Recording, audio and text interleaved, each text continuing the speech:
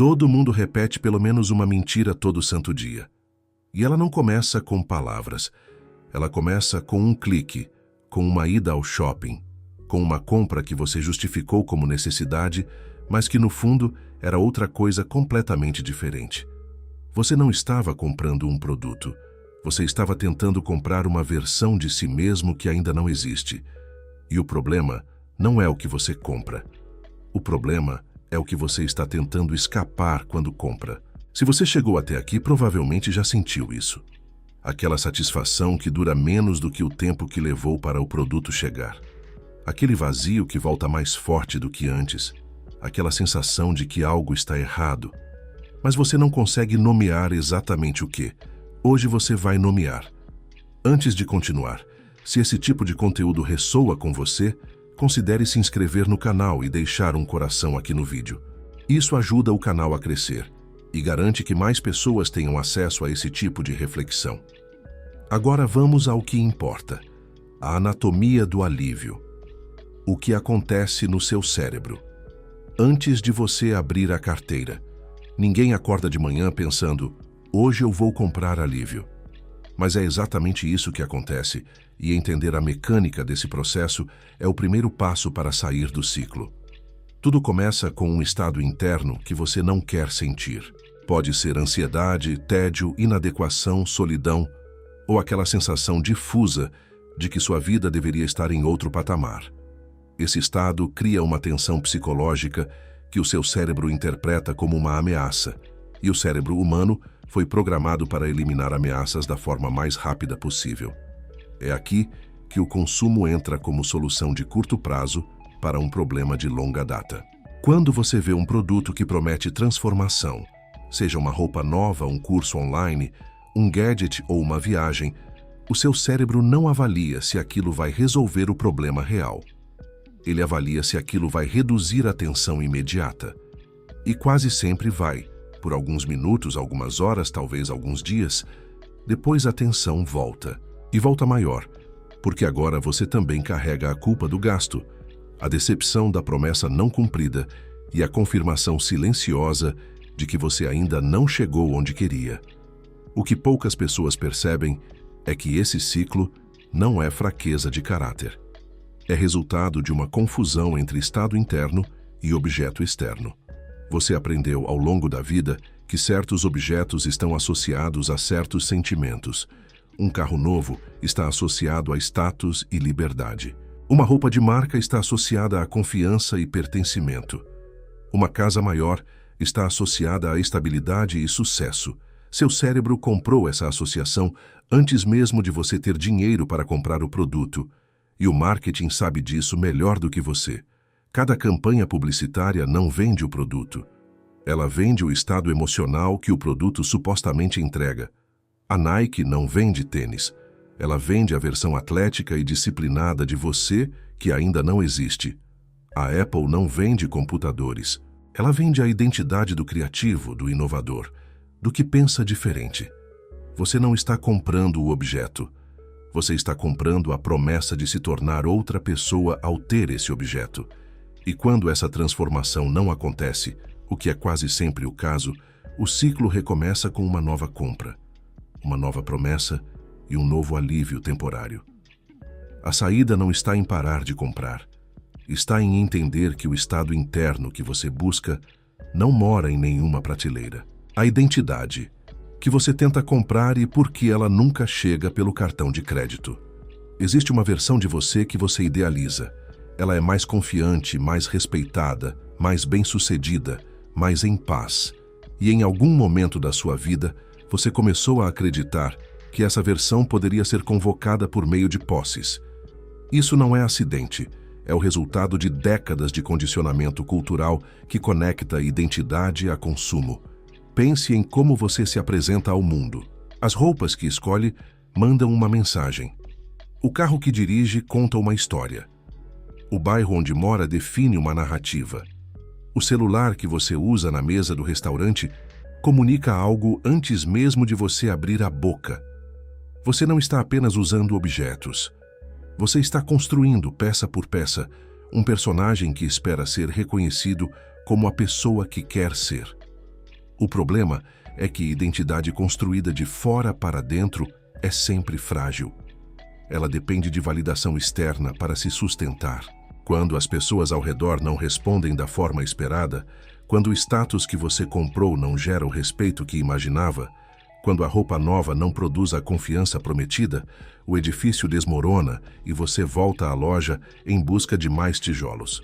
Os grandes pensadores que estudaram a psicologia do sucesso e da realização humana chegaram a uma conclusão que o mercado de consumo nunca vai te vender. A identidade que transforma uma vida não é construída por aquisição, mas por decisão. Você não se torna alguém acumulando coisas que representam quem você quer ser. Você se torna alguém decidindo repetidamente agir como essa pessoa já age, independente do que possui. Isso significa que a confiança que você busca em uma roupa nova precisa ser praticada antes de qualquer compra. O respeito que você tenta comprar com um carro precisa ser cultivado na forma como você age, fala e se posiciona.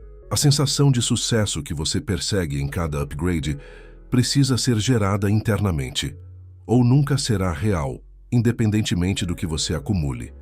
Existe uma diferença brutal entre ter e ser, e a maioria das pessoas passa a vida inteira confundindo as duas coisas, pagando prestações por uma identidade que nunca vai pertencer de verdade a quem não a construiu por dentro. O mercado do desconforto, como a economia moderna, foi construída sobre a sua insatisfação permanente. Se você estivesse satisfeito, a economia moderna quebraria. Isso não é exagero. É a lógica estrutural do sistema de consumo contemporâneo. A insatisfação permanente não é um efeito colateral do mercado. Ela é o produto central. Para entender isso, você precisa observar como as mensagens ao seu redor são construídas. Não existe campanha publicitária que comunique "você já é suficiente". Toda mensagem de marketing começa de um ponto de déficit, de uma carência, de uma incompletude que o produto promete resolver. Você está acima do peso e precisa do suplemento. Sua pele está envelhecendo e precisa do creme. Seu carro é velho e te faz parecer menos bem-sucedido. Sua casa é pequena demais para a família que você merece. Seu celular já está desatualizado e isso te faz parecer para trás. Cada mensagem, em sua essência, diz a mesma coisa. Você, como é agora, não é suficiente. Mas existe um produto que pode te aproximar do suficiente, pelo menos até o próximo lançamento. Esse é um sistema extraordinariamente eficiente de geração de demanda perpétua, porque o suficiente nunca chega. Sempre existe um modelo mais novo, uma versão mais recente, uma tendência mais atual que torna o que você tem imediatamente obsoleto. E com ele, você também se sente obsoleto. O que poucas pessoas percebem é que participar compulsivamente desse ciclo não é liberdade de consumo. É servidão emocional. Você não está escolhendo livremente o que comprar.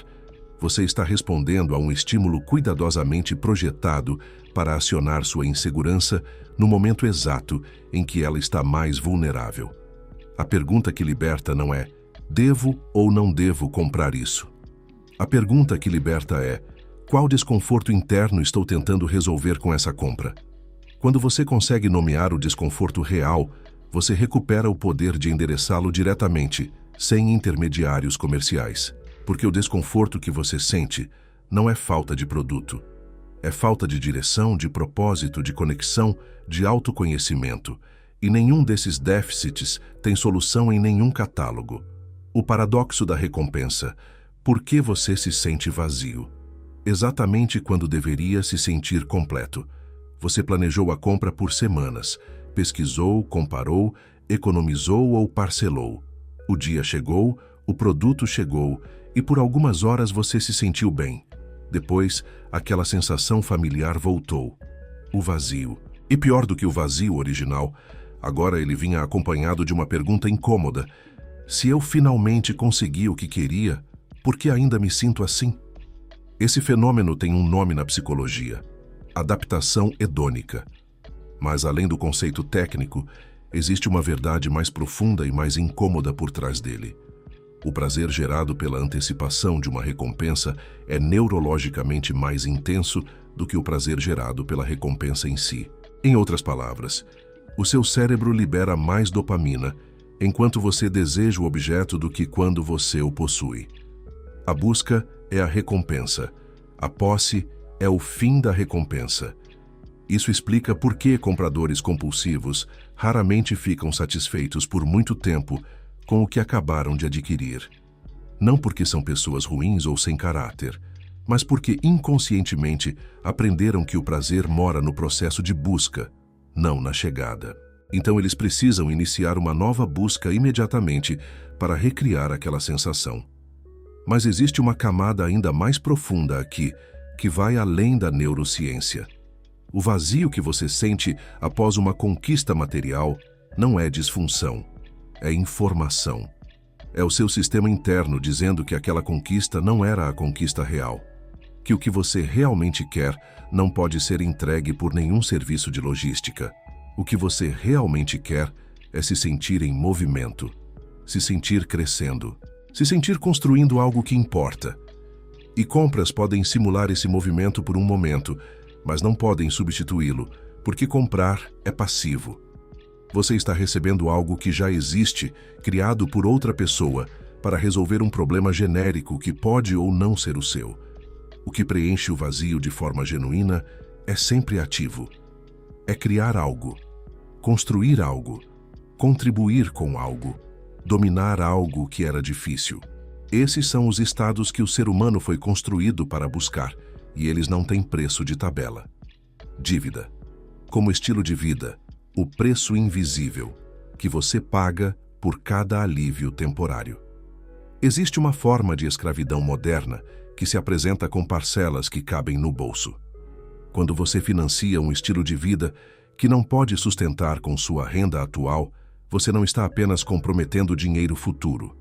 Você está comprometendo liberdade futura, opções futuras, decisões futuras. Cada prestação que você assume hoje é uma corrente que limita o que você pode escolher amanhã.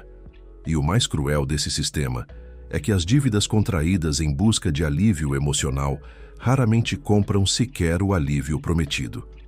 Você parcela o sofá novo, esperando que ele transforme seu ambiente e sua sensação de lar.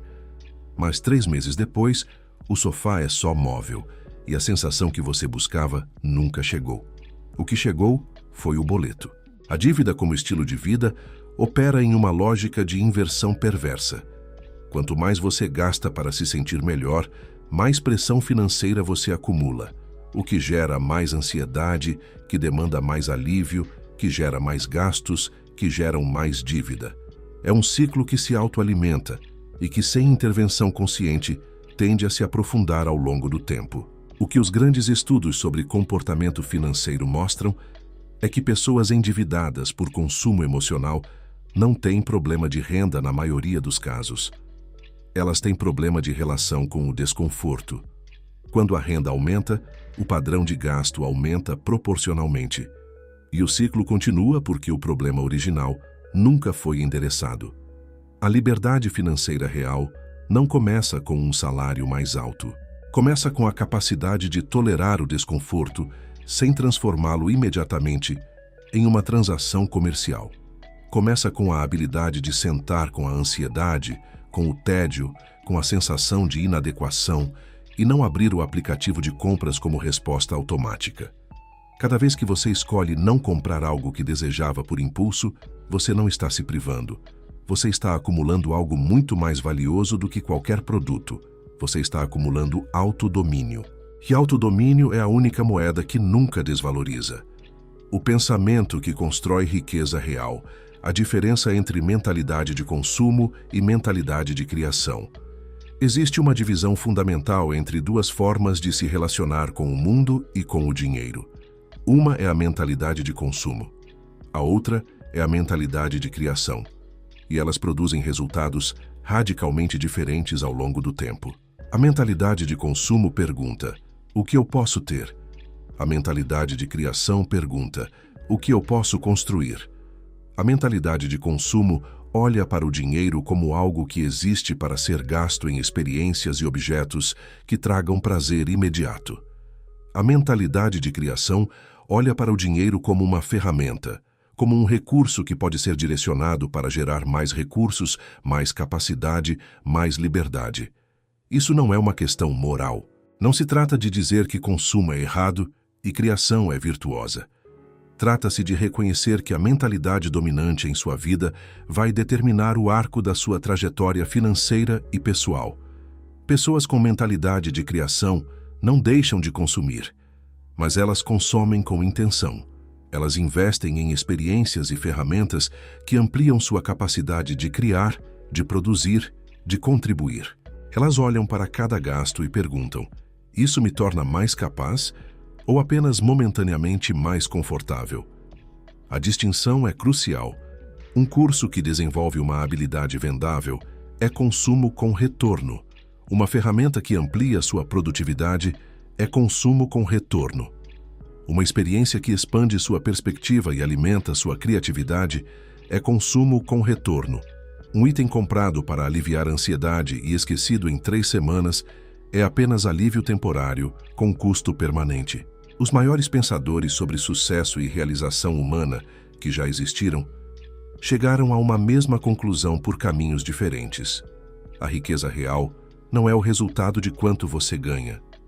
É o resultado de quanto você cria em relação ao quanto você consome. E criação não se limita à criação financeira. Ela inclui criar saúde, criar relacionamentos, criar conhecimento, criar impacto. Quando você muda a pergunta de "o que eu posso comprar para me sentir melhor agora?"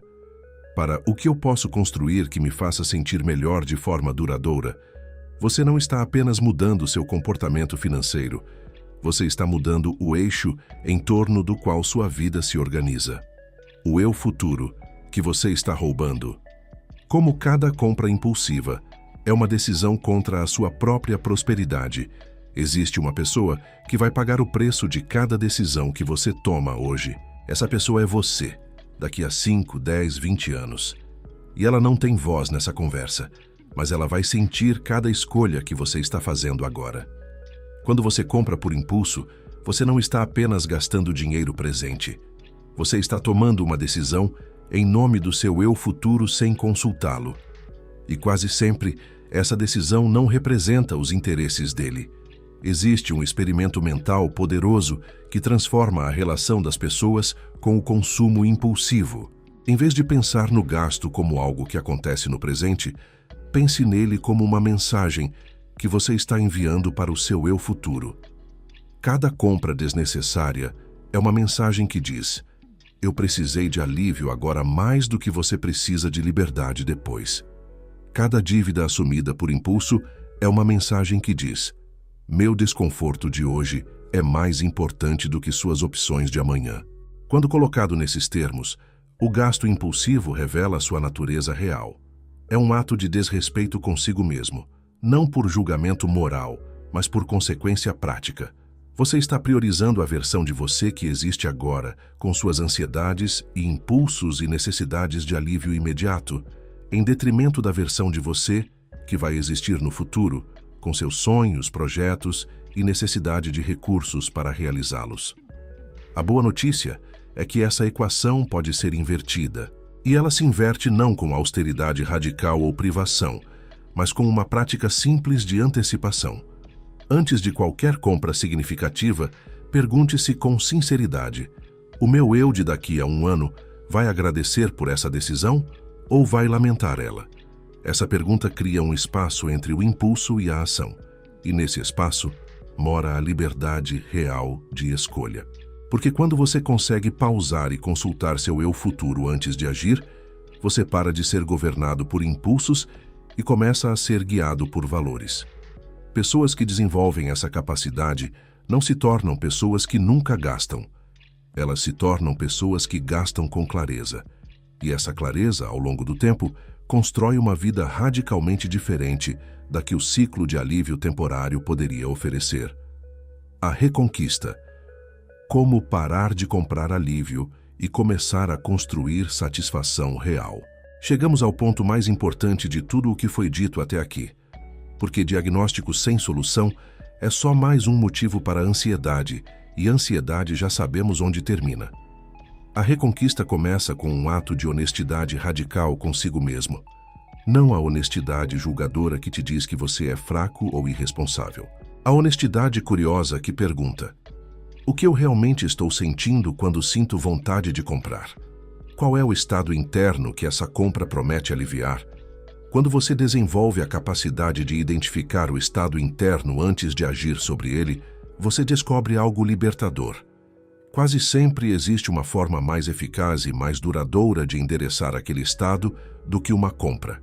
Se o que você está sentindo é tédio, a solução real é engajamento, não consumo.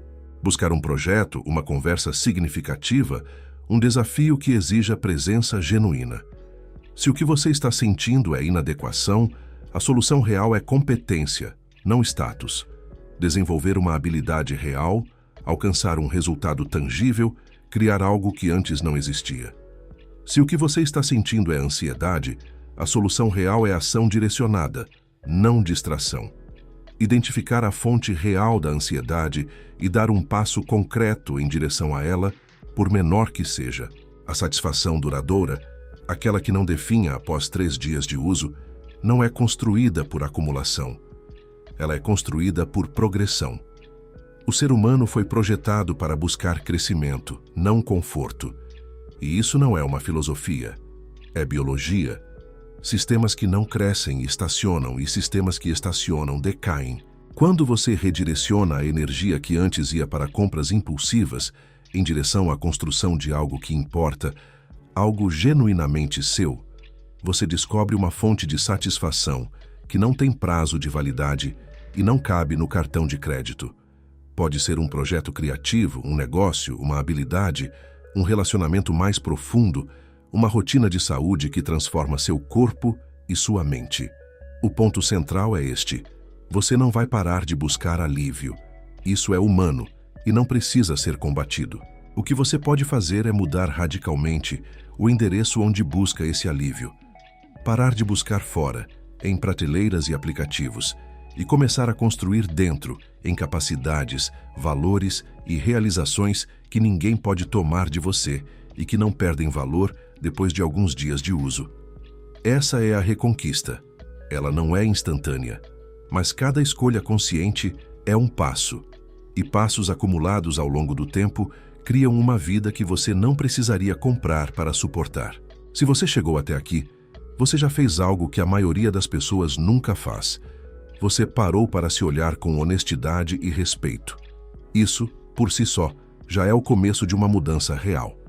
Se esse conteúdo fez sentido para você, compartilhe esse vídeo com alguém que você acha que precisa ouvir isso. Deixa o seu coração aqui no vídeo e, se ainda não é inscrito no canal, esse é o momento. Porque esse tipo de conteúdo é o que fazemos aqui, toda semana. Nos vemos no próximo vídeo.